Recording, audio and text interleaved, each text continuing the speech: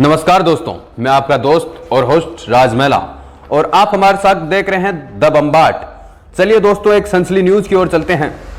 क्या इजराइल और हमास युद्ध बनेगा तीसरे विश्व युद्ध का कारण? हमास का साथ देने उतरेंगे ये देश? महायुद्ध में बदल सकती है इजराइल फिलिस्तीन की जंग। हमास और इजराइल युद्ध में अमेरिका खुले तौर पर इजराइल का समर्थन कर रहा है। वहीं अमेरिका ने मदद के तौर पर खतरनाक हथियार और गोला बारूद से लैस एक विमान इजराइल भेजा है। वहीं लेबनान और सीरिया भी अप्रत्यक्ष रूप से फिलिस्तीन की मदद कर रहा है। फिलिस्तीन और इजराइल के इस युद्ध में जिस तरह से धीरे धीरे भारी हस्तक्षेप बढ़ रहा है, उससे एक बार फिर मध्य पूर्वी जंग के साये में है। हमास और इजराइल में जारी जंग और तेज होती जा रही है। इजराइल की मदद के लिए आगे आते हुए अमेरिका ने खतरनाक हथियार और गोला बारूद से लैस विमान इजराइल भेजा है।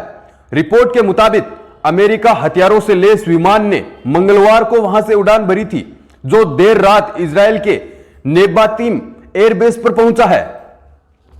वहीं लेबनान, सीरिया की तरफ से इजराइल पर रॉकेट हमले और इराक, यमन की ओर से हमास के साथ युद्ध में शामिल होने की धमकियां एक बार फिर मिडिल ईस्ट को जंग के साये में धकेल रही है।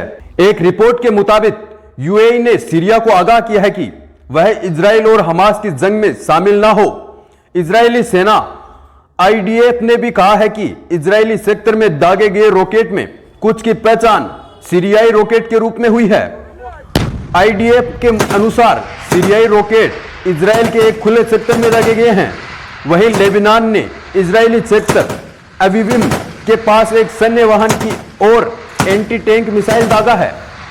हमास ने शनिवार को इजराइल के सेक्टर में घूसपैठ करते हुए 20 मिनट के भीतर 5000 से ज्यादा रॉकेट दागे थे।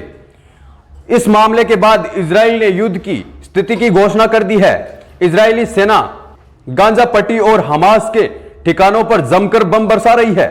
इजरायली ने 3 लाख से ज्यादा रिजर्व सैनिकों को भी वापस बुला लिया है।